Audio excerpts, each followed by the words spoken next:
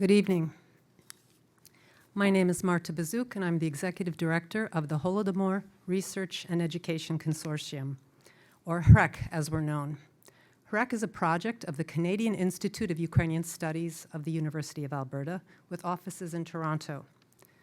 For the past 2 years, we've held the annual Ukrainian Famine Lecture online, so we're so pleased to be with you here tonight in person. We also would like to welcome those who are joining us virtually, and that is some 350 at least, last I checked, had registered. A word or two about HREC. HREC was established in 2013 through generous funding from the Mattingly Foundation, so we're going on 10 years in operation. Since that time, HREC has developed a wide range of initiatives aimed at increasing understanding of the Holodomor, and we thank the Mattingly Foundation for its ongoing support that is making those initiatives possible. I will mention a few of them. We organized conferences, workshops, publications, grants programs, as well as curriculum development and teacher trainings. We try to focus with everything we do in introducing new audiences to the significance of the Holodomor to their fields, whether it be genocide studies, Soviet history, political science. With every conference, we try to reach a new audience. I urge you, if you'd like to learn more and see the resources we've developed over the past 10 years, to visit our website, holodomor.ca. I'd like to also mention that this year we've had an exciting new development, generous support from the Helen and Paul Bazuki family. And this has allowed us to expand our efforts in advance of 2023, which is the 90th anniversary year of the Holodomor. We have some exciting plans, and we'll be sharing them in the coming months. Tonight, you are present for the 25th Toronto Annual Ukrainian Famine Lecture. This annual lecture was initiated in 1998 in cooperation with the Ukrainian Congress Committee, the Ukrainian Canadian Congress Toronto branch. The first lecturer was James Mace, a name that is known to many of you. Today, the lecture is co-sponsored by the Centre for European, Russian, and Eurasian Studies at the University of Toronto, the Canadian Foundation for Ukrainian Studies, the Ukrainian Congress, Canadian Congress of Toronto, the Petro Yatsik Program for the Study of Ukraine at the University of Toronto, and St. Vladimir Institute. We sincerely thank all of our co-sponsors. Tonight's lecture is on the unfortunately timely topic, Understanding Russia's War on Ukraine Through the Holodomor, and it will be given by Daria Mattingly, whom I've known since her graduate student days, and who it is now fair to say is a rising star in the field. Introducing our speaker tonight is Olga Andreevsky, who is Associate Professor in the Department of History at Trent University. Professor Andreevsky gave the annual Ukrainian Famine Lecture in 2019, the last in-person lecture before tonight, and is herself an expert on the Holodomor. I would like to make one announcement. I have a feeling that after the formal event, we'll all be ready to continue on to the less formal part of the evening, the reception. I would like to mention that among our initiatives coming up to commemorate the 90th year of the Holodomor, the Education Division of HREC, which is led by Valentina Kryliou, who is with us tonight, is conducting a webinar series of discussions with authors of middle grade and young adult fiction related to the Holodomor. The series is running from now, fall 2022, into fall of 2023. And the second webinar will take place on Thursday, November 17th, and will feature author Adrian Lysenko and illustrator Ivana Galadze speaking about their new graphic novel, 5 Stalks of Grain. And you can find more information about the webinar series and this particular webinar on our website, or you could speak to Valentina after the event tonight. And please do note, I've already mentioned it, that following the lecture and the Q&A, you're welcome to join us for a reception in the adjoining hall. Professor Andreevsky.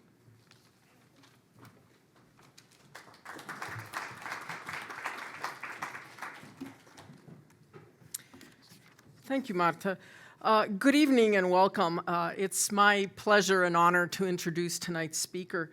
The Toronto Annual Famine Lecture has been a kind of signature event since as Marta mentioned, since 1998, when James Mace delivered the very first lecture in a very small, crowded room in, I think, a building that no longer exists at the University of Toronto.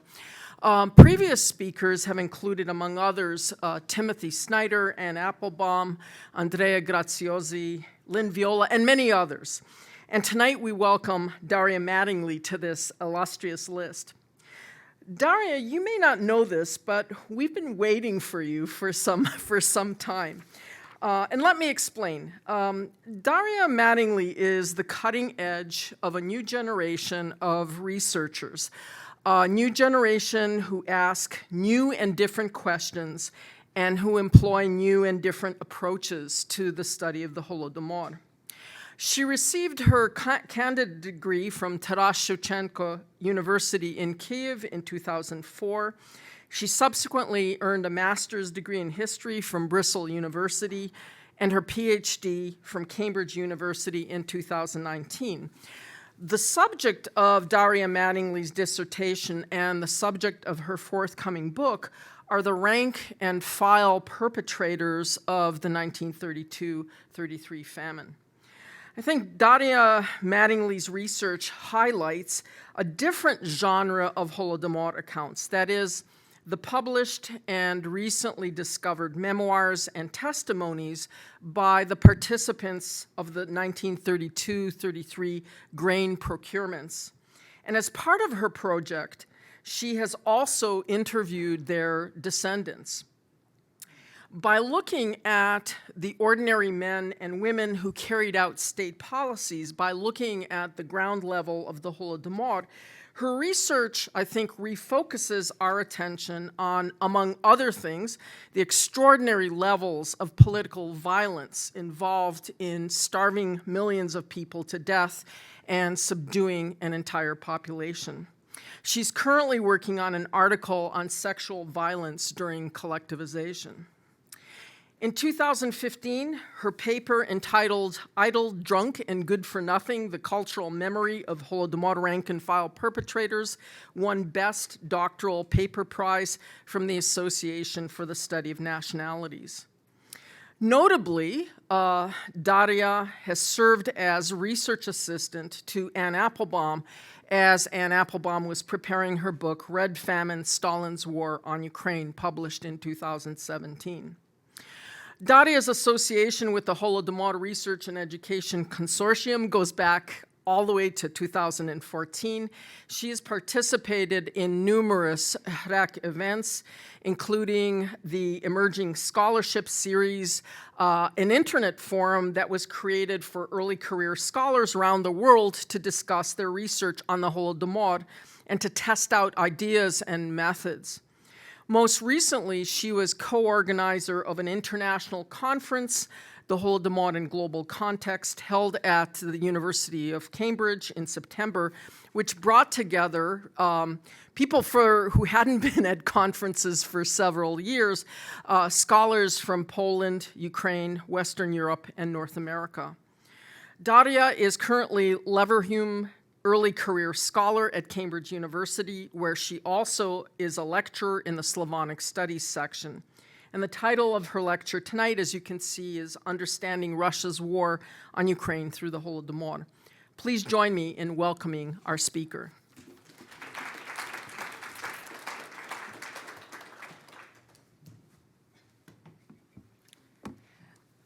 Thank you, Olga, for the introduction. And it is indeed a true honor for me to be here today, especially considering the previous speakers and who had given Toronto annual Ukrainian Famine lectures before me.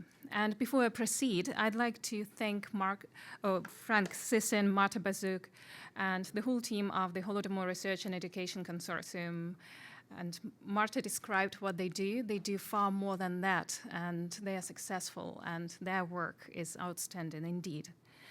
And I'm privileged here to be here for another reason.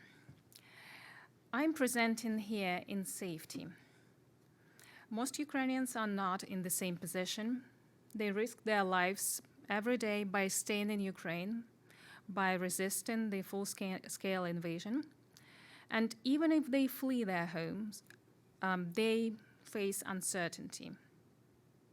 Their usual lives, or life as they know it, has been taken away from them. And in fact, thousands lost their lives already. And of course, parallels with the famine of 1932-33 and upheaval and devastation it brought are unescapable. During the 1932-33 famine, the Holodomor, the vast majority could not leave the Ukrainian Socialist Soviet Republic. They did not have support of the West. Their voices were silenced. But today, I would like to talk about similarities between the current war and the Holodomor. And I argue, and I hope you would agree with me by the end of this lecture, that history of the Holodomor explains the nature of this war. And placing the Holodomor within wider historical context of Ukrainian history reveals that the current war did not start in February. It did not start in 2014.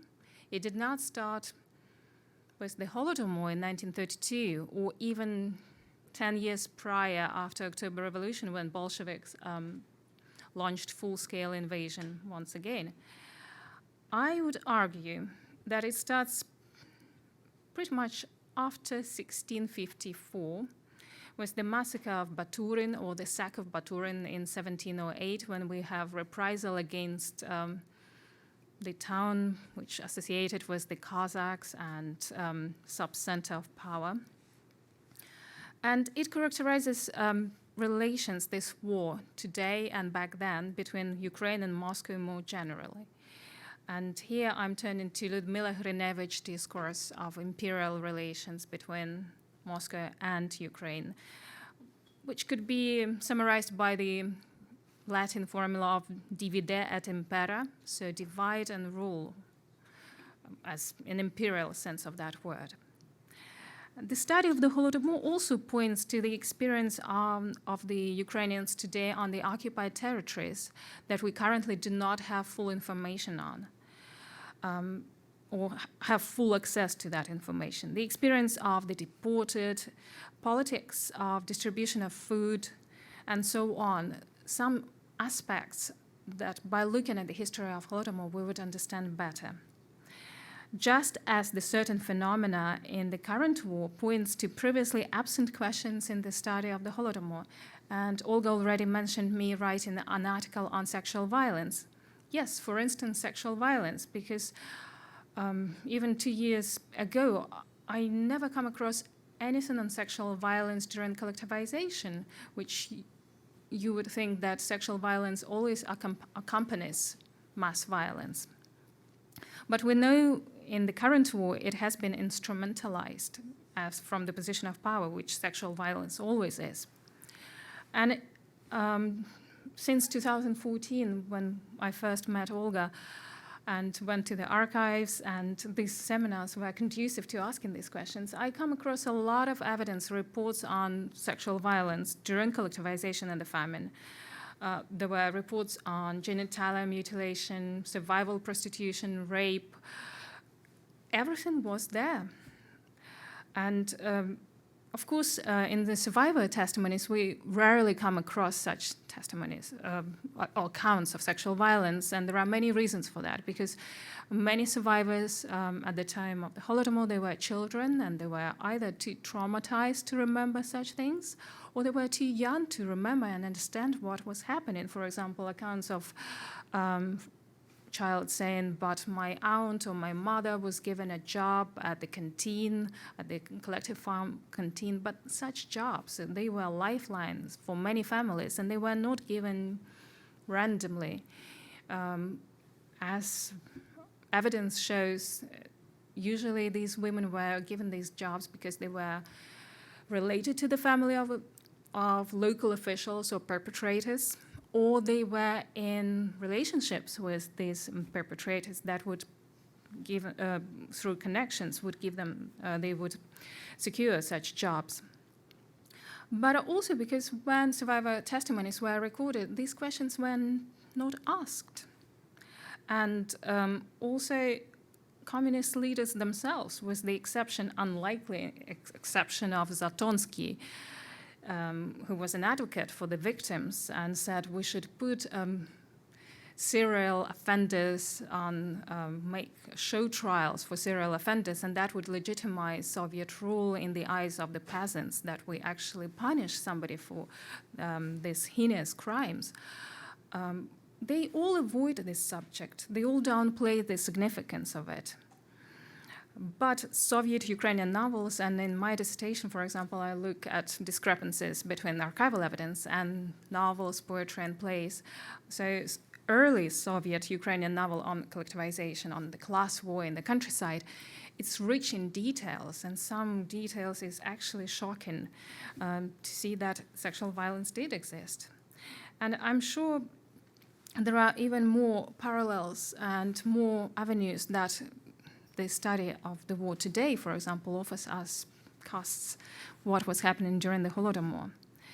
And I'm sure many of you already drew parallels between the Holodomor and the current war. I will touch upon them briefly before spending more time on the perpetrators and how I classify them and why they are important for our understanding of Ukrainian society today, Soviet history, and Ukrainian history more generally.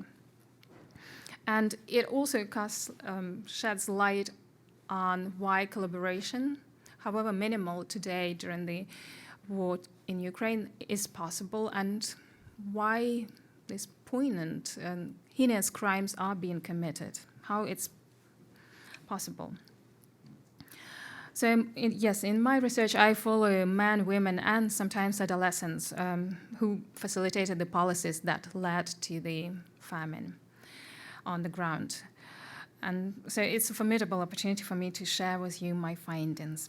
And why I would argue impunity with which the Holodomor was committed or perpetrated on the ground, it shaped the society.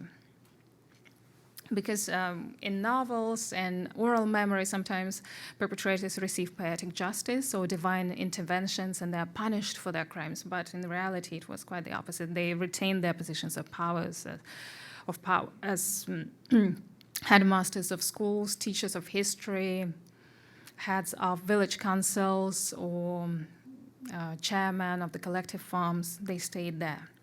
So the first parallel, and here I will share some photographs that haven't been published before. That's from a private collection of one of the perpetrators that taken in September 1933. Here we can see OGPU agents checking the amount of grain procured at one of the train stations in Ukraine. That's September 1933. So when we talk about the 1932-33 famine, it's usually the end of 1932, the first half of 1933. So technically, it's past the Holodomor, but it's still, people are still dying of starvation and related illnesses. So these agents or operatives of secret services are estimating how much grain has been procured, and I wasn't given enough information or details about how these photos were taken, but it doesn't seem they are looking into the camera, so it was taken half an official way, I would say. So the first parallel between the current war and the Holodomor I'd like to draw is weaponization of food or Ukrainian grain in 1932, 33, and today, both on the occupied territories and internationally. So domestically, back in 1933, and internationally. As we know, during the famine, primarily grain was confiscated, and then other foodstuffs in Volyn, for example, in Police it would be potatoes. But its export was used at the time as a lever on the international market against capitalist countries. And that's in the times of the Great Depression when prices for grain fell drastically. And according to the research on Toroksin by Yelena Sokina, for example, this Toroksin as the network of state-owned shops buying gold from starving population in exchange for negligible amounts of flour and food. So according to this research on Toroksin, grain that was confiscated from the victims in 1932-33, it didn't constitute the largest proportion of all Soviet exports. So that argument about Ukrainian grain sponsoring industrialization and it was needed or somehow justified confiscation doesn't stand trigger, actually. And it was gold confiscated from starving population that made up the lion's share of Soviet exports at the time, which raises the question, what a convenient coincidence that this network of state-owned shops buying gold from the population was set up just before the devastating famine was about to take place, when people would take their family heirlooms to the shops and lose them forever. So, but bringing back to the current war. Likewise, today we have multiple reports of the Russian authorities on occupied territories controlling food distribution in Mariupol in particular, for example, in the suburbs of Mariupol, where people report of being thrown back in the 1990s when food is scarce and individual cows in the village are praised like lifelines for many families, just as it was back in 1933. And we know that reducing population to survival techniques, it helps to pressure people into obedience, especially to those who control food distribution. And moreover, Russian army stealing grain, farming equipment, and controlling export of Ukrainian grain helps Moscow weaponize Ukrainian wheat once again on international arena. Because when we think about the countries that are dependent on Ukrainian wheat, especially in Asia and Middle East and Africa, if they don't receive their grain, they try to argue that they can argue that the sanctions should be lifted of Russia.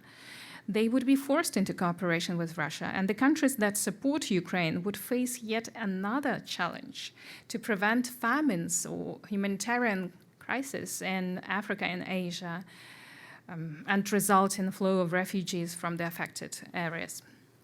So it is reminiscent of that of the Holodomor in that way. Then, of course, one of the first parallels is informational warfare. The second parallel I'd like to draw your attention to. So during the 1932-33 famine, it started with the use of euphemisms. There was no famine, as we know, but there were difficulties or food shortages. Likewise, today there is no war, but there is a special operation. And if during the famine the enemies were Pilsudski agents or Polish agents, Petlurists or Petlurites and class enemies, right now the enemies today are NATO soldiers on the ground, British specialists, that's the recent one actually, Banderites or Nazis, nationalists, and during the famine, Kurkuls were hoarding grain, foodstuffs. They were making their own children swell from hunger and die, and there were so many novels and short stories about that in Ukraine at the time, as well as in media, district newspapers. There were reports of Kurkuls doing that on purpose, and there are underground seas of wheat and hoarded grain. And likewise, today, Ukraine is militarized. And Ukrainian nationalists are bombing their own cities and towns, which results in death of civilian population. And we have a similar narrative, this surreal, virtual reality really being created. But right now, Russia does not control information as much as it did in 1933. We've got social media, and if in 1932-33 you had village correspondents, which were bloggers contributing to district newspapers and Republican newspapers, right now we have as well commentators and sometimes paid commentators on social media to deliver fake stories, fake news, fake reports. And during the Holodomor, there was a large number, this is again turning to international dimension of this parallel between the war and the Holodomor. There was a large number of foreign fellow travelers, journalists, politicians, what I would call today celebrities, writers, including Pulitzer-winning Walter Duranty, Simon and Beatrice Webb, Edouard Herriot from France, and Bernard Shaw, which is still a celebrated writer, playwright, who they for example, Bernard Shaw, he actively campaigned against the reports on the famine as the slander to the Manchester Guardian in 1933, and he justified Soviet terror in one of his plays in the same year. What is common between all of them is that they overlook Ukrainians. They saw them as a collateral damage, cost resources, but certainly not as human rights or human beings with human rights, and the right to live is one of them. And there are many voices today on the far left and far right, and I'm getting political here, but in the West, that they are critical of the Western policies on Ukraine. They accuse the West of escalation, casting doubts on the reports from Ukraine, providing weapons to Ukraine, saying that that leads to the war. I'm talking about some British politicians as well. And some even cast it out on Ukraine as a state. Some focus on Ukrainian far-right movements, and others call for Ukraine to compromise and negotiate. Once again, they overlook Ukrainians, their choices in the elections, their fight, their resistance. So it's similar to how Ukrainians starving to death in 1933-32 were overlooked in the past, and how they are being overlooked today by such fellow travelers, I would call them. And when we talk about negotiations, we know what happens to the treaties signed with Russia, most recently Budapest Memorandum. And we know what happens to the people on occupied territories. They become subject to repressions. And that's the third aspect or parallel between the Holodomor and the war I'd like to draw your attention to. Repressions against Ukrainian activists and civil society, Ukrainian civil society. One of the targets during the Holodomor was Ukrainian intelligence, and today there is more works produced on the subject. Political and religious elite as well, that questioned the Soviet rule or potentially could question its policies and could provide a non-Soviet narrative of the past, non-Soviet experience of the past. They could relate to the short-lived independence following the October Revolution. And Ukrainians did not vote for Bolsheviks in the Constituent Assembly elections. So there was danger from the Kremlin perspective of making the link between the intelligentsia or political elite and popular moods towards them. And it included these persecutions and repressions included Ukrainians of diverse ethnic backgrounds. They were targeted. Whether they were called Ukrainian nationalists or Jewish Zionists, they all posed a threat to the Soviet regime on the ground and long term. And the most striking examples would be the show trials, for example, the SVU in 1930 against Ukrainian intelligentsia, political and religious elite. And it was the trial on the Union of Liberation of Ukraine, but also the fight against Jewish activists and religious leaders that were not, for example, allowed to resettle or leave Ukraine for Birobidzhan, the autonomous Jewish autonomy in the Far East, because the argument was that they are Zionists and having them on the border with China posed a security threat. So if you were Zionist and not Zionist, and obviously euphemistically speaking, so you were also persecuted. And of course, this persecution, it's not only individual persecution, it also targeted the society, non-Soviet society.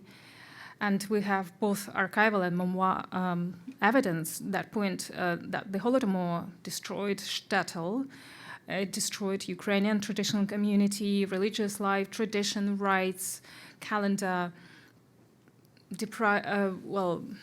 obviously depriving people of their property, memorials, familial, that I mentioned, heirlooms, for example, the jewelry.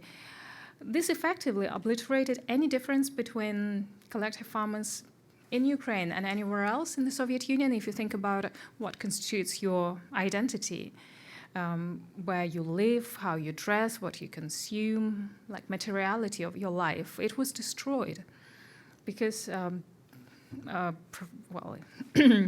increasingly people were studying the same Russian language at schools. They were singing the same, reading the same literature, the same songs, the same pretty much everything, same material culture, same collective farms, same barns. Everything was pretty much becoming Soviet. And their diet changed. What they grew on the vegetable plots changed. What they grew in the orchards changed.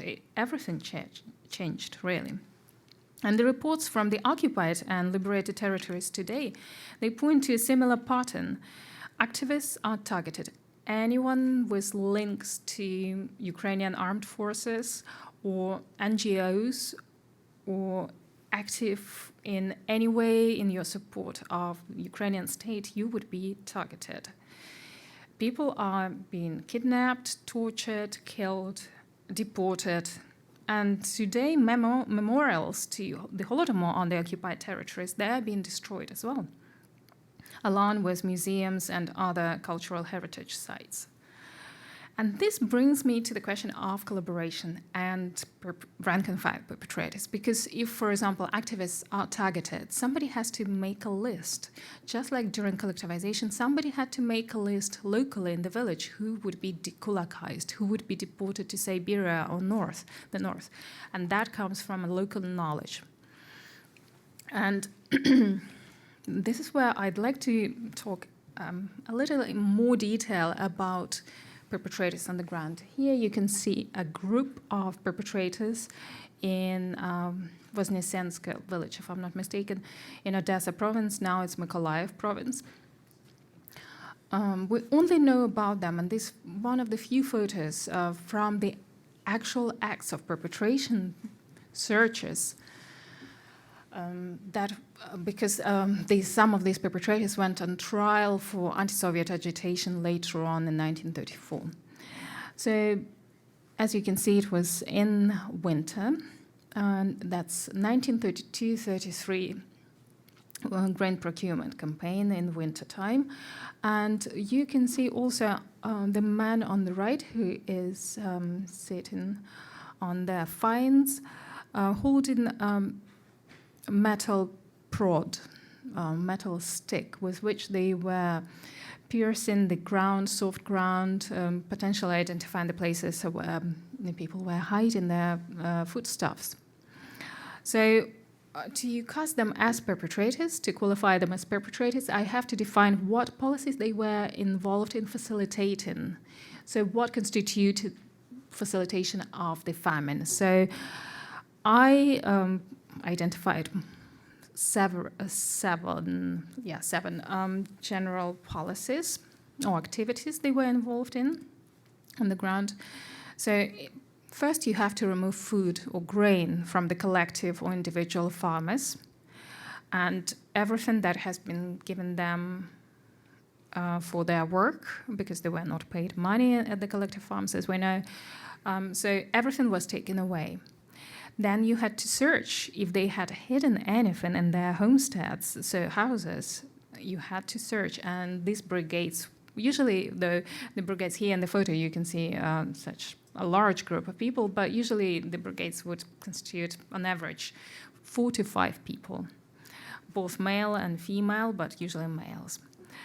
But then, if you removed, then you searched, you had to make sure people did not have, apart from grain or other procurement cultures, you had to make sure they did not have anything else to eat, because obviously bread doesn't constitute everything you eat. You can have dry fruit, vegetables, and so on.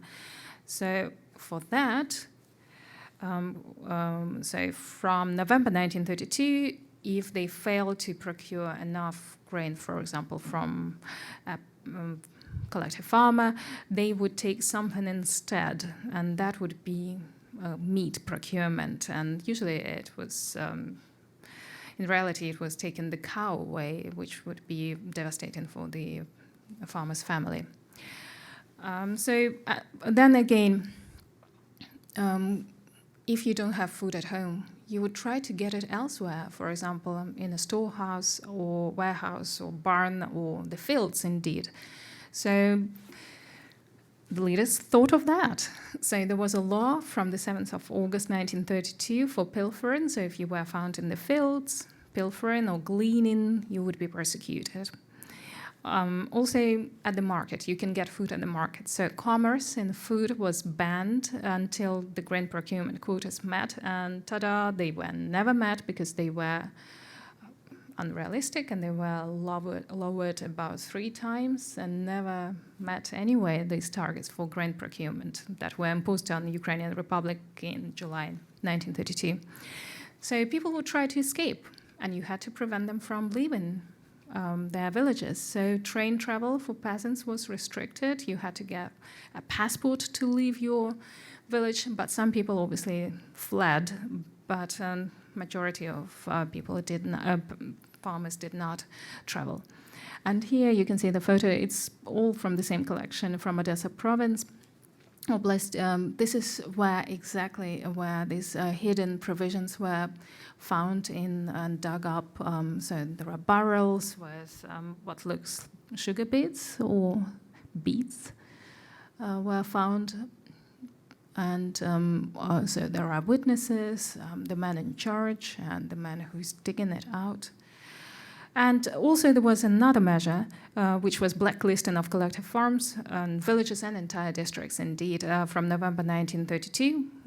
So you remove everything you can cook food with, and including matches, kerosene, salt, and everything was taken away from those villages.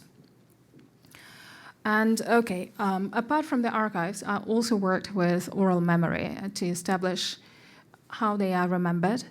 And because in 2007, 2008, there was a big collection of survivor testimonies published in Ukraine using the same question over and over again. For example, in Poltava province alone, I could go through 200 testimonies, and they were all following this questionnaire. And the number of questions were related to the perpetrators. And so you could identify immediately the average size of the brigade, the composition of the brigade, search brigade, and who these people were, what they did, what their motivation, according to the survivors, was. And so that's just to touch upon methodology. So institutions that were involved based on archival evidence as well as testimonies, it included and compromised quite a lot of people. And we are talking about, to start 4 million people in Ukraine alone, you have to have hundreds of thousands of people on the ground to facilitate that. And security services alone, or militia or police, is not enough to facilitate that policy. So you have party and Soviet officials, you have obviously the security services, police, army, party members, because party members not necessarily held positions of power, but they were expected to participate. Collective farmers, activists, yeah. Teachers, Komsomol and pioneers, they were guarding the fields in summer 1933, and we are talking about 500,000 of them actually in the fields. Tso Aviahim, which was militarized organization for the youth, and numerically, it's 22,000 people also guarding the fields. So peasants, farmers could not access anything in the fields when the new harvest was coming in summer 1933. Then you have party plenipotentiaries like students, workers who came from the cities, so 25,000 to help grain procurement. Trade unions, workers, committees for non-wealthy peasants, motor tractor stations, and prosecutions. So pretty much a lot of people were on the ground doing that. And why it is important for our understanding of the society and why today it is possible. Well, as I said, a lot of people were involved, and some of them later became really prominent, I would say Soviet celebrities. Here you can see Stahanovite Maria Demchenko, who is it drills? Yeah. Sorry. Yeah, perfect. It's back. So later she became a celebrated poster girl for collectivization and for transformation of the countryside and agriculture. But at the time, here she's a young girl in 1934 or 35, meeting Stalin in person, and they had built a rapport between them as well. But in 1970s, for example, she produced a memoir in which she described in detail how she was involved in searches of ordinary farmers in her village in 1932-33, and how people were not happy with her, setting dogs on her, and how she used these metal prods to find where they were hiding the food. And she expressed no remorse whatsoever.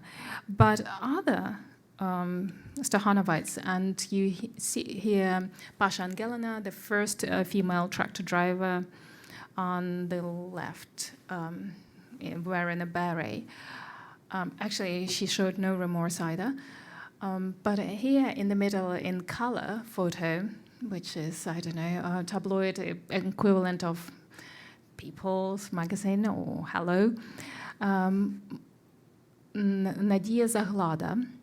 She's an old lady in 1962, but that was during the thaw, so Khrushchev's thaw, and she could speak more freely about her experiences. And what she said is that she regrets the pace or the speed with which they transformed the countryside, that people were overlooked. And she used a similar term to describe it. She said, we were after the targets and we forgot about the people.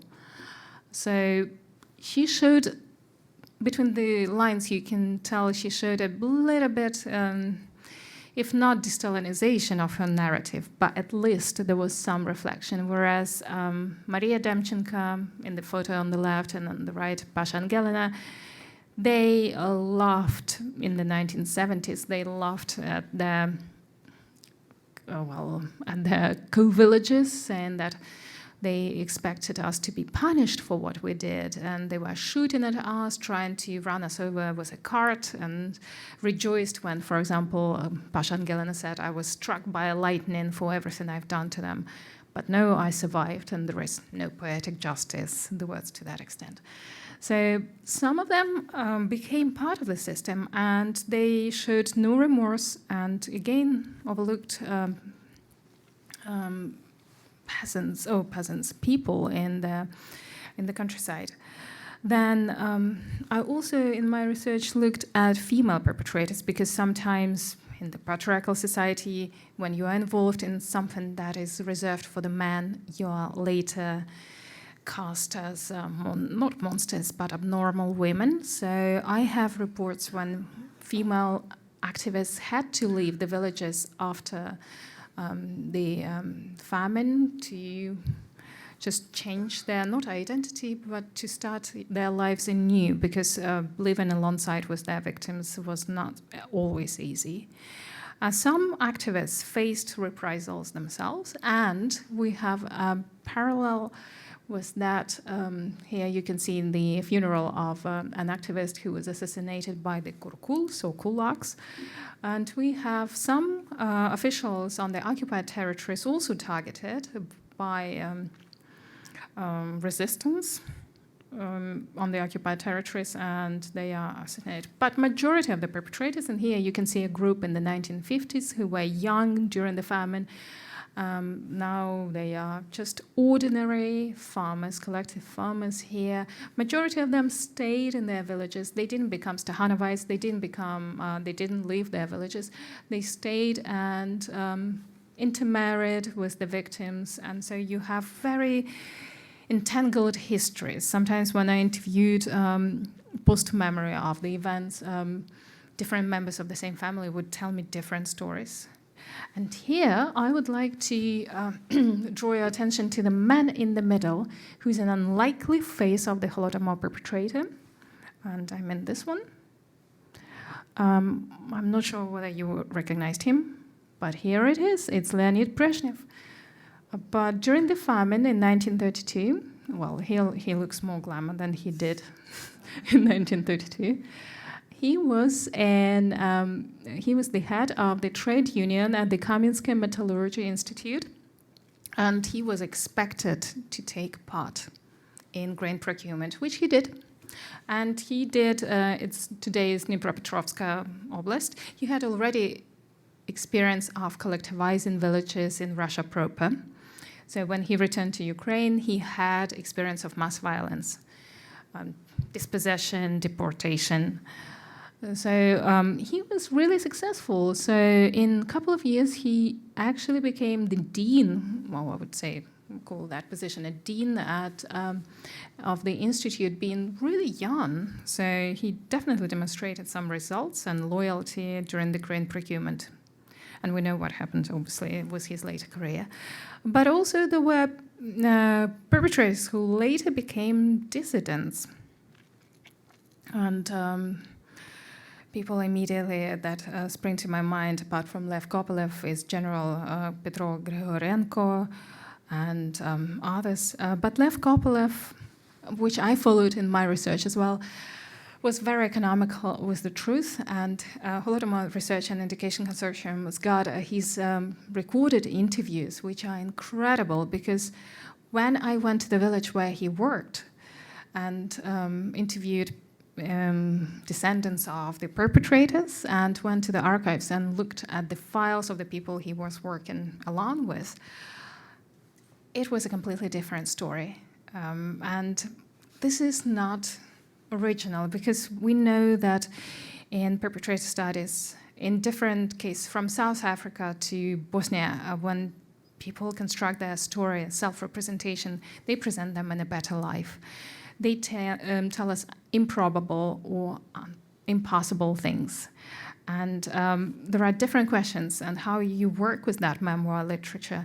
So you read it in a tandem, you ask those questions, and if they provide a lot of vivid details, those accounts sometimes are more likely to be truth. And if I was to compare Lev Kopelev today with the current perpetrators of the crimes in the current war in Ukraine, I would compare him to his account with the account by a Russian commando or Spetsnaz, Pavel Filatyev, who is now in the West and provided a testimony about his experience. And his account is telling us of Russian authorities being incompetent, whereas there is no reflection of what the Russians are actually doing in Ukraine and why they are there.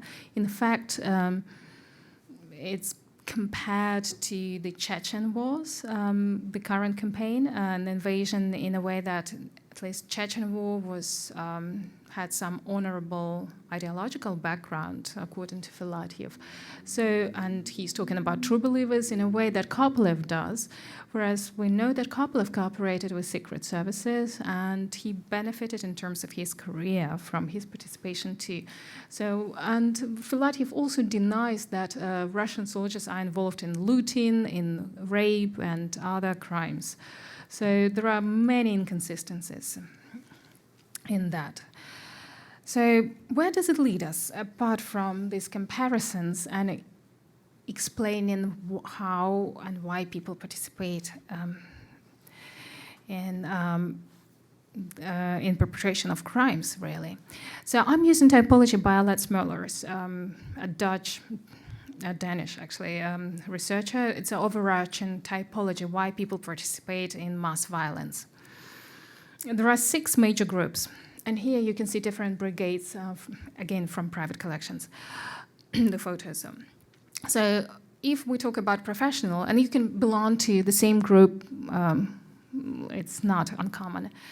If we're talking about professional perpetrators, it's police, army, secret services. They are expected to enforce policies with violence because they are enforcement bodies. So these are professionals, but in my work, I concentrate on the 5 groups below: profiteer and careerists, they are called. So people who profit from their participation in one way or another. Whether to send your children to study to the cities, escape the village and its brutality, or whether it's to settle scores with your neighbors and get their coat or get their embroidered shirt you always wanted. So there are different cases, and sometimes they are not short of Shakespearean plots when somebody would get rid of their love rival, and it did happen during the Holodomor as well.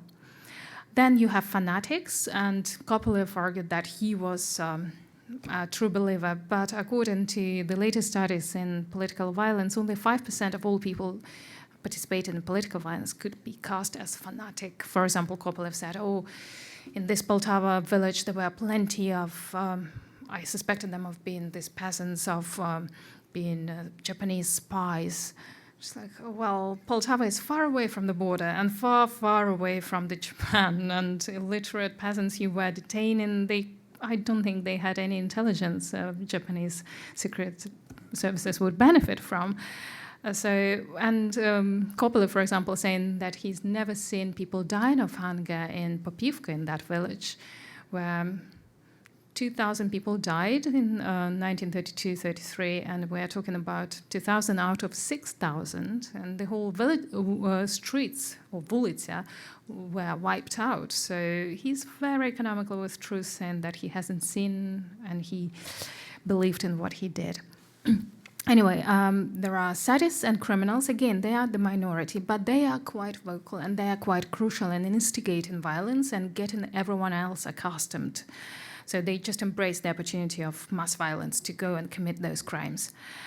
But the majority of people, and that's been proven from Burundi, Uganda, genocides and mass violence in other countries, majority of the people are followers or conformists. And this is social evolution, because we know in a group we would survive, we have better chances of survival. And for example, if we take this audience, 60% or around 60% would actually pull the trigger or go and search. And that leads to compromised perpetrators, because here the lines between followers and compromised perpetrators during the Holodomor are very blurred. For example, if I don't go and search the house of my neighbors, my neighbor would come and search my house and my children would die. Or I see there is no way out, actually, and especially during the famine. So when people are really, there are chemical reactions actually in the brain, and it's been proven in other studies that you do not sometimes make adequate decisions, or decisions you would otherwise made. But the followers' attitude is, I would summarize with a quote from one testimony when the victim confronted the perpetrator, taking away the last foodstuffs from that family. Perpetrator replied, because the victim said, we know each other for so many years, why we were baptizing children together, why you are taking food away from us? The perpetrator retorted, saying, well, what else would I do? That's it, we just been sent there, here, and we are doing it. And obviously when you remove food, you don't see the victim dying immediately, and you are removed in time and in space from the result of your action. So that made it possible as well, in a way. And I wanted to share these photos, and some of you who follow Bellingcat maybe seen this photo already. That's this group of people works in St. Petersburg and Moscow. The exact location differs, according to the report by Bellingcat, The Insider, and Der Spiegel. But this group is called Main Computation Center of the General Staff. They are in charge of launching the missiles, cruising missiles on Ukraine, targeting critical infrastructure in Ukraine. Most of them have, not all, actually all of them have background in IT, and there is a married couple among them as well. And they had until recently, until Bellingcat's investigation, they had social profiles. They were ordinary people, not monsters, no sadists, not ideological participants necessarily. As General Grigorenko said, sometimes it's easier to blame on ideology because it's very convenient to say I was brainwashed by propaganda, because it's easier to do that. So I'd like to pause here just for a minute, which leads to the summary on why collaboration is possible. During the famine, Ukrainian officials actively resisted grain procurement, and that leads to the question, why didn't they say no, actually? Why they go ahead with the orders? The officials resisting grain procurement campaign, some of them faced show trials, and there was trial of Orikhiv district officials. But let's be clear here. The chance of death from a firing squad for disobeying the orders to procure grain as a district official, in Orikhiv, for example, as well, nobody was executed. But if you take 27,000 people arrested in connection with grain procurement campaign who were not efficient enough or left food behind for consumption, just like Orikhiv district, and the chance of being executed was less than 1%, 0.6 to be exact, which pales in comparison with the experience of the victims. If you got food removed, you're most likely, your chances of not surviving is far more than 1%. So in Orikhiv, which was, and sometimes used by historians to show that everybody disagreeing were executed or repressed, I looked into the case of Orikhiv and other cases like that. They did not go to prison. According to Soviet media, they did, but they did not. They were just relocated to similar positions in Russia.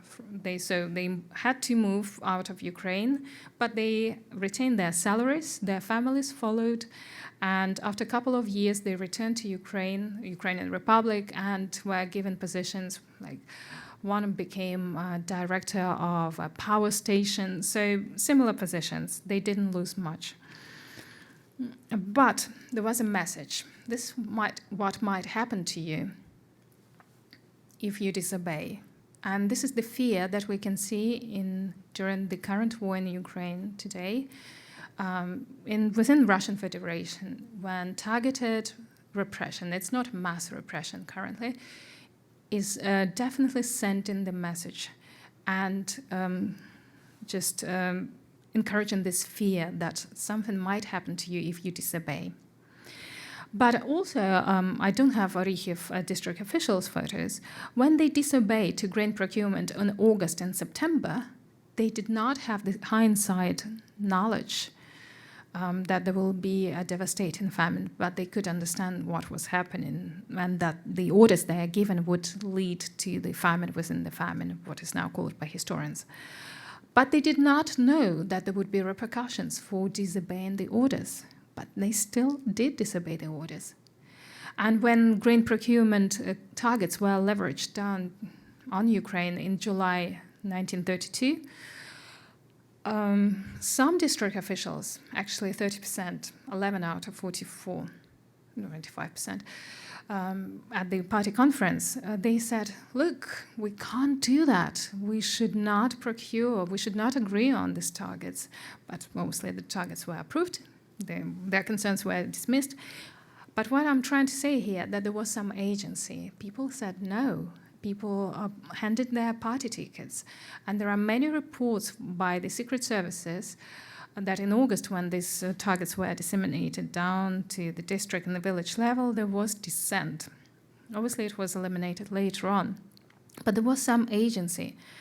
And as well as plenipotentiaries that are sent to help grain procurement in the countryside, about 30 to 40% of them left or deserted their deployments because they could not face the conditions or the nature of work they were doing. So some people had the audacity to say no. And likewise, by the end of October 2022, currently in the current war in Ukraine, we have 4,500 cases of collaboration, according to the General Prosecution Office in Ukraine, out of many thousands of people who said no to collaborate with the Russian authorities. And I mentioned that some of them are assassinated, those who collaborate.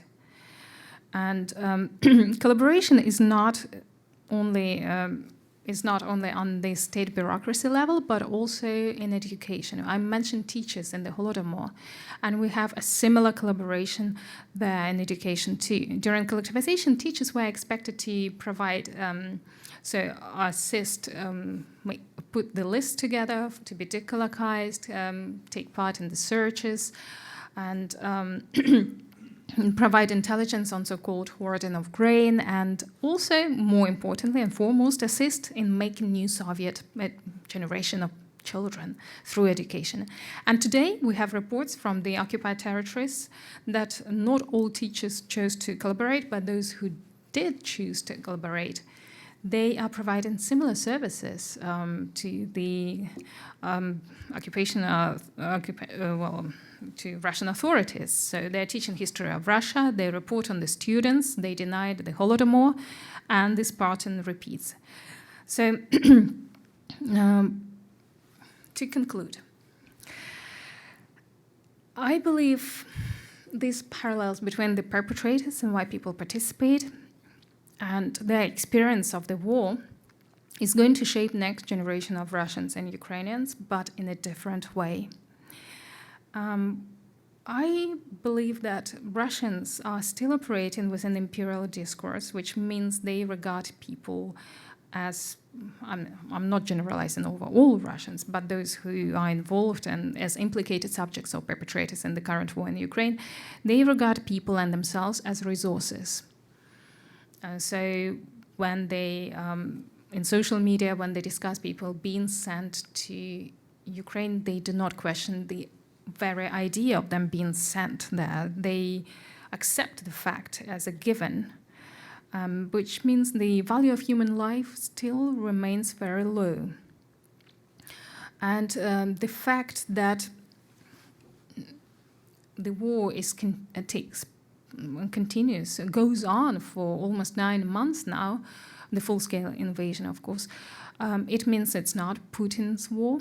Neither the Holodomor was Stalin's war, and Stalin pursuing collectivization, even if Putin might perceive it as his personal war. After all, when it comes to the launch of the offensive, collectivization, or be it a full-scale invasion, it takes the executive decision of one person at the very top. But let's make no mistake, it is not Putin's war. Neither it was Stalin's invention. It is about subduing, what Olga mentioned, subduing Ukraine, controlling Ukraine. And Putin and Stalin, they do operate within this discourse of the empire, and it needs to control its colonies, even if the colonies don't perceive themselves as colonies anymore. And when something goes wrong, just like with Stalin, and resistance, fierce resistance, Ukrainian put up to collectivization in 1930, because most of the uprisings and resistance and protests were taking place in Ukraine at the time, proportionally and numerically as well. What do you do then? And what do you do when your invasion is not going to according to the plan? First, you deny it's not going according to the plan, and Stalin and Putin are very similar in that respect. Stalin said, yes, collectivization is going ahead and nothing is going to stop it. It's a given fact. This is the reality. And we know that when, to appease a little bit, there was a Dizzy with Success article in which Stalin blamed on people on the ground. Likewise, Putin is blaming on the people below him. They are dismissed, they are changed, their positions are changed, replaced, and some key figures in the business establishment actually disappear under very dubious circumstances. There are suicides and some murders. So you can see that similar way in how it is unfolding. So that leads to the question of agency between why Ukrainians, for example, do resist and why this war continues. Obviously, it's not just Putin's war, but Russia's war. The question of agency, and it's difficult, it's a confluence of many factors indeed. It comes with education, critical thinking, but I think the key here right now, at least it seems to me at this moment of time, maybe I will change my opinion later, is that Ukrainians are no longer operate within, well, some people of course do, but they do not operate within this imperial discourse. They have experience, 30 years experience as an independent country, democratic country, where elections actually change somebody who's at the top, or mass protests remove autocrats from the office. Whereas in Russia, we do not observe anything of the kind throughout history. There is no historical precedent. So you operate within what you know. And that explains that why some officials on district and village levels chose not to take part in grain procurement, despite being exposed to the same levels of propaganda as in Russia, despite the fear of losing their jobs and rations and amid the famine, despite ideological convictions, while others followed orders. And of course, we know that majority did follow orders, so 60% are followers, because otherwise the famine wouldn't have been possible. I'd like to also mention that seeing this agency in Ukraine, not overlooking and understanding that history does not need to repeat itself, even if the war does, is the least we can do as academics, as observers, as participants, as well as to share that knowledge with you and with other people. And on that, I would like to thank for your attention. Thank you.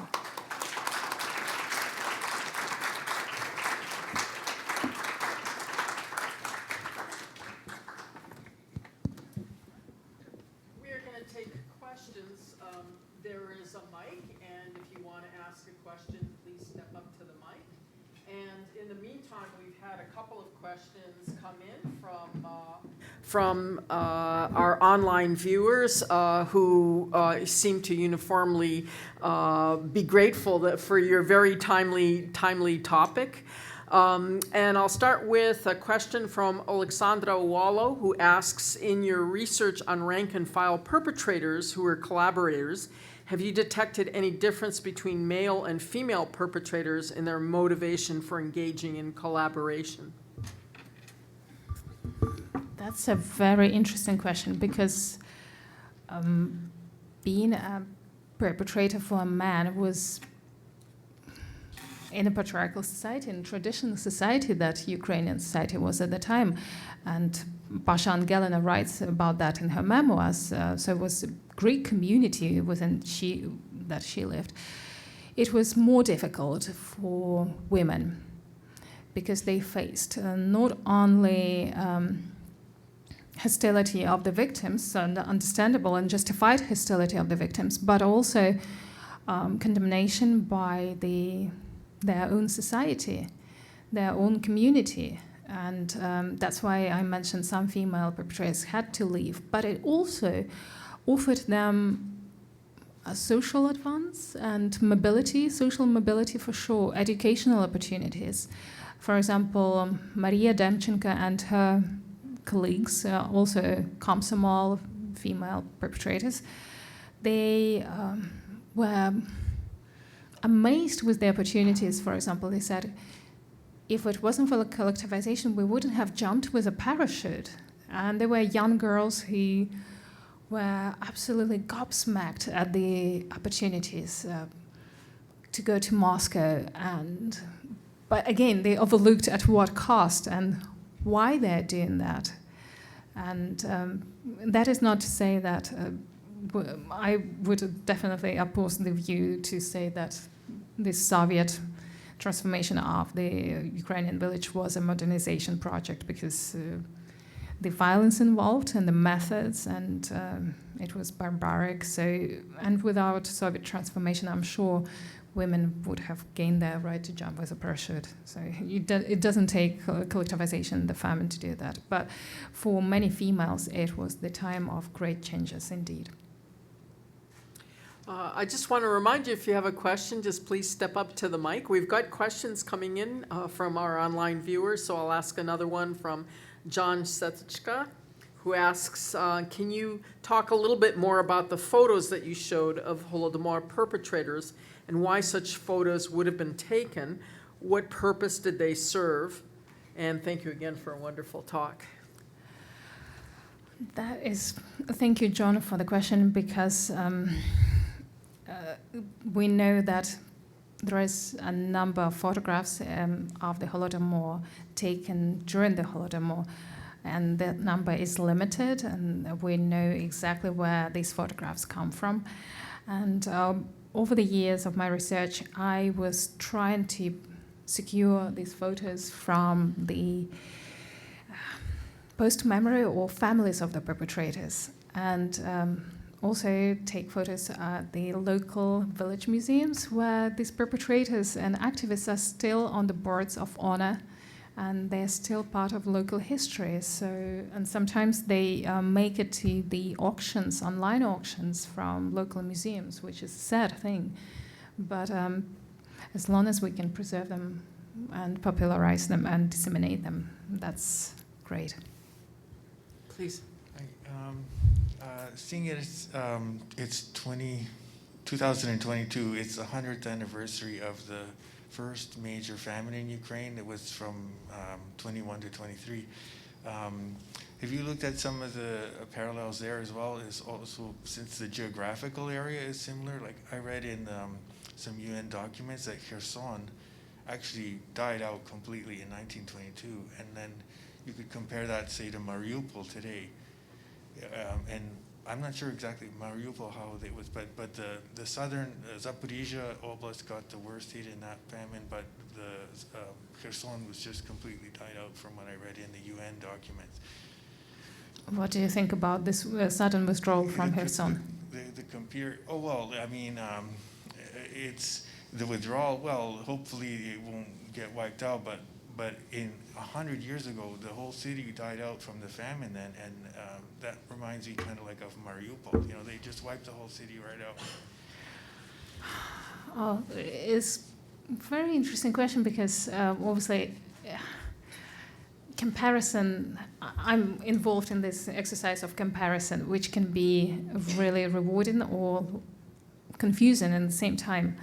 So in Kherson, 100 years ago, there was a famine, and indeed people died. And while I'd like to talk about political side of that famine,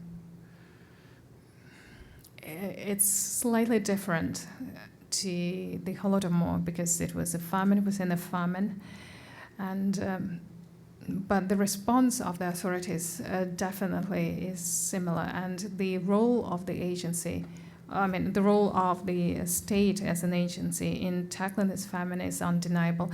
But I'm not sure I answered your question, because yes, the symbolism is there 100 years ago, absolutely, and likewise the war. It coincides with 100 years of establishment of the Soviet or Bolshevik control of Ukraine in 1922, and the famine, it's all interconnected, absolutely. You mentioned about the famine of 32-33, the dispossession of Ukrainians of their wealth through the Torksin system and people trading valued family heirlooms for food for basic survival. And also we see today, anecdotally, many stories of looting in occupied territories. I guess that's really my question. How much in the oral histories you read is there discussion during the Holodomor of the taking of non-foodstuffs, the looting of the entitlement to take anything an activist would have desired from the home that he or she was ostensibly there to take the grain from, but maybe they didn't have electric washing machines, but maybe there was some other valued item that was particularly prized by activists when they went from house to house. Absolutely, and this is a recurrent topic in many, many survivor testimonies, and that those activists would be wearing, for example, the clothes many years later. Up until 1950s, they would be wearing kožuch, or embroidered shirts, or using the pillows, or towels, embroidered towels, and anything from furniture to. And of course, we have to remember collectivization, it impoverished Ukrainian village. So all these possessions were of a value.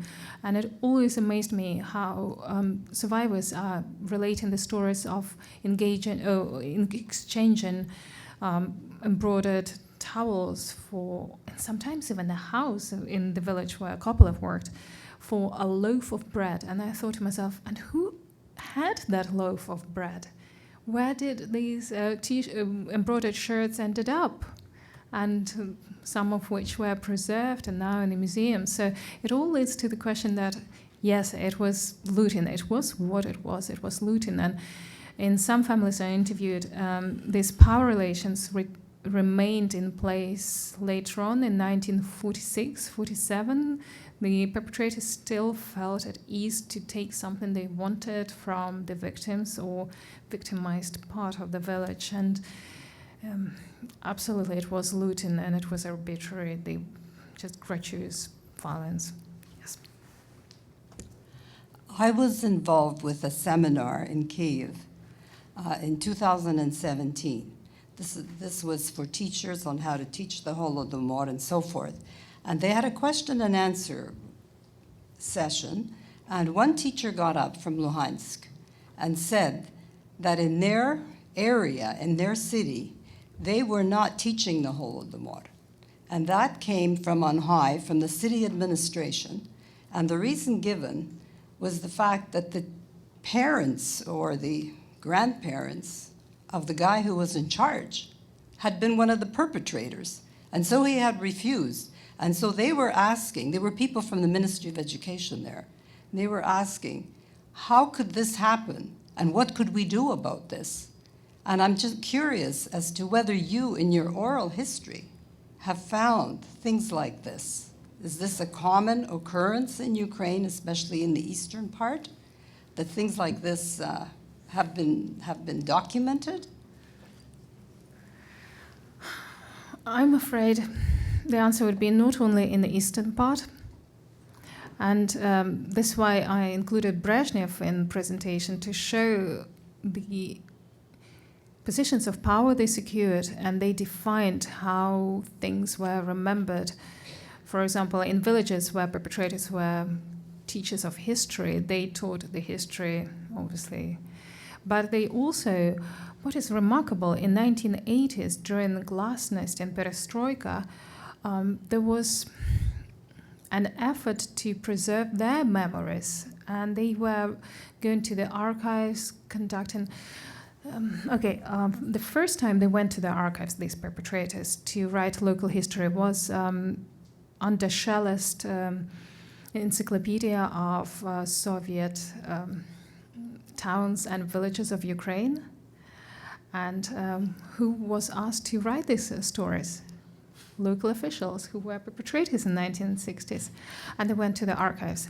And of course, it all starts with a mentioning of the feudalism a bit, if the village was that old, but usually establishment of Soviet rule, collectivization, World War II, and following this trajectory. And I found that in some villages, in Zhytomyr and Cherkasy in particular, the local museums, if they were somehow connected with the perpetrators' families, it was still a Soviet narrative that was perpetrated. And I'm not sure about what was taught at school. I'm afraid that was outside of my expertise, and I didn't ask that question. But I wouldn't be surprised if their retention of position of power affected how it was taught even after 1991, because in Glasnost they were still, those old men and women, they were still pretty much respected members of local establishment. Thank you. Thank you very much, Daria, for your presentation. My question is, to what extent did Ukraine have a sense of ethnic nationalism and consciousness in 1933 to 34 comparable to today? Because Ukraine is a diverse nation, and it seems that now there is this common identity. So I'm just curious, comparing those two events, ethnic identity and ethnic nationalism. Well, today it's certainly political nationalism. It's in Benedict Anderson's understanding of imagined community. It doesn't matter which ethnic background you are Ukrainian, you belong to political nation. To answer your question about 1932-33, I will answer with not quote, but it's my paraphrase of a quote from the first secretary of Ukrainian Communist Party Bolshevik, Stanislav Kasior, to Stalin, in which he said that the famine hasn't taught a lesson of hasn't taught a lesson our Ukrainian peasant, because it's our kurkul or our kulak is cultured.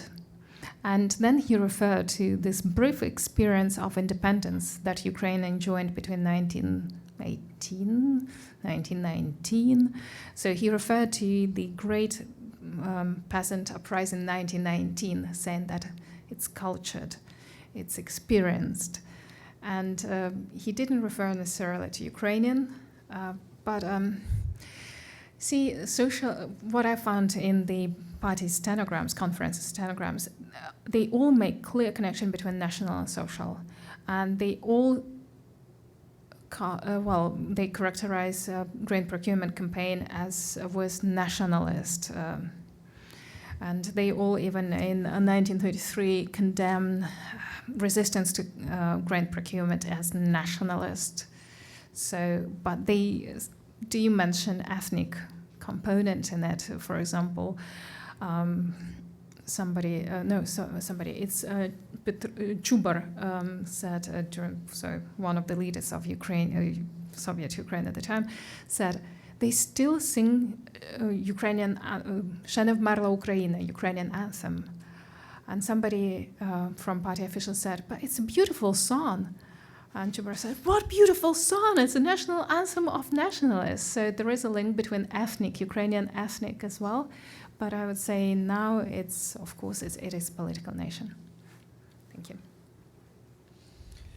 Daria, I appreciated your presentation, and I was struck by your remarks when you were talking about under the heading of typology, that maybe 60% of the motivational factor, and I imagine there's some overlapping amongst those various categories, was dealing with people who are followers and maybe people who are compromised. And to some degree that's disturbing, because that's the majority. It could be the majority of us dealing with a whole bunch of things. And I'm also thinking of Hannah Arendt and that whole banality of evil. And you're suggesting that, maybe in a bit of elaboration also on survivors, the children and the generational aspect, the fact when maybe people are soliciting insights on local history and that they're talking to perpetrators and they have an opportunity to cleanse themselves to do the telling, and you used a couple examples where they were not according to your view. Maybe just to direct it a little bit, what is going on about our human nature, and I'll say our human nature, that allows that? And one of the words that strikes me is about how is it to be accountable? And yeah, that question of someone having their things taken, in your example, they actually asked their perpetrator, why are you doing it? There was a moment of accountability there. Any insights how to overcome that, how to address that? Because you have that situation going in Ukraine, and dare I say around the world. These opportunities happen in small human moments, but also in conflictual moments like we're talking about. That's a million lives question, not $1 million question. It's a million lives question, millions of lives question. And I would draw a lesson from German experience and how they reflected upon the Holocaust. In Wannsee Conference Museum, in Wannsee Museum, where the final solution in 1942 was obviously adopted, there is a good, they do hold trainings for Bundeswehr recruits and other enforcement bodies to show how their participation in the Holocaust made the Holocaust possible. Likewise, in the ideal world, Russia would deal with its totalitarian past and great terror, and there would be similar trainings for security services that would encourage critical thinking and criminal laws to be questioned, criminal orders to be questioned, just like in Wannsee Museum. Because without it, I don't think it is possible. And obviously there is evidentism in Russia and revanchism that was not tackled, not addressed, not in education, not in politics, which makes it even more possible. But unfortunately, humans are nasty and brutal, to quote Hobbes, but as the practice shows, and never again happens again and again. But I think through education is the only way forward. Thank you for the question. Thank you so much for your presentation. It was very interesting. Sorry, I'm really tall. My name is Varvara, and I kind of want to elaborate on what you just said and also on your final points, that you think that all of this is possible because Russia never went through any kind of democratic process, this society never transformed, and this is why it's happening again. And you just said that in the future they would have to go through certain steps and stuff like that. But still, for us Ukrainians, after the victory, we would still have to live with Russians, right? And Russians still don't have any of those experiences, and we don't even see any indication of them to be willing to go through this, right? Or to be remorseful or to seeing themselves as a problem. So how do you see this future of, do we thinking that Russia shouldn't exist as a state and we should do something about it, or there is a hope for society or something like that? Thank you for your outlook. Thank you. Thank you. Thank you. This is the question that actually troubles me, because I'd like to hope against anything contra spem spero, like Lesia Ukrainka said. Despite all the setbacks and everything, I hope for the better future. But as a historian, you have to be a realist. And I was discussing with Olga that major changes in Russia, all the reforms, they happen after military defeat of Russia, be it Crimean War or Japanese War in 1905 and the revolution that followed, and constitutional monarchy that never worked, but then defeat during World War I, humiliating peace, what Lenin called it. And so they had to sign Brest-Litovsk Treaty. So it has to be military defeat. Now I'm a warmonger, but it has to be, realistically, it has to be military defeat. Without it, I don't think it is possible. But what is worrying, and I did mention that to Marta earlier today, is that, and to Olga, with so many hundreds of thousands of Russians now being abroad as a result of mobilization campaign and earlier the invasion, and since 2014, many immigrated to the West. but we do not necessarily see, actually we do not see mass rallies or them taken to the streets or making picket lines outside Russian embassy. In fact, in Belgium and Germany, there were auto rallies to support the war since the beginning of the full-scale invasion. So if Russians are against the war, and it's Putin's war, why do we not have demonstrations? Why are they not taken to the streets where it's safe to do so, where they do not face any repressions? And I do not have the answer. Unfortunately, it has to be military defeat, but it also has to be changes in education, and this is why Valentina Skorelev's work is so important, to show that reflection of the past, which shapes our present and definitely informs our future, is possible through education and military defeat. I'm afraid I have to say that. There are lots of good questions from our online viewers, but I'll just close with one last question from Yuri Kaparulin. Thank you for a great lecture. Do you consider consider Putin's regime, his policy against Ukraine, to be genocidal? Does it have an ideological connection with Stalin's genocidal policy? If so, what are the common and distinctive features? 100%. It is a genocidal war, and it is targeting the group, in part, for example, to subjugate the majority. It targets the minority, and them bombing, shelling critical infrastructure aimed at civilian population. This is clearly genocidal, and in cultural, educational way, you name it, absolutely, it is genocidal. Well, thank you very much. I'd like to thank our speaker and the audience and our online viewers for a very powerful presentation and discussion. Thank you. Thank you.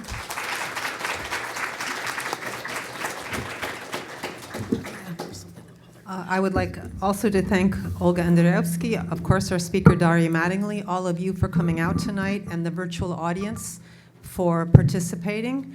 And once again, thank our co-sponsors, the Center for European, Russian, and Eurasian Studies at U of T, the Canadian Foundation for Ukrainian Studies, the Ukrainian-Canadian Congress, Toronto branch, the Petro Yatsyk Program for the Study of Ukraine at the University of Toronto, and St. Vladimir Institute. And I'd also like to thank the staff at the Campbell Conference Facility for their professionalism in making this event go so smoothly. Thank you all, and please do join us for reception. You may have more questions for our speaker, and I invite you to continue the discussion now. Good night.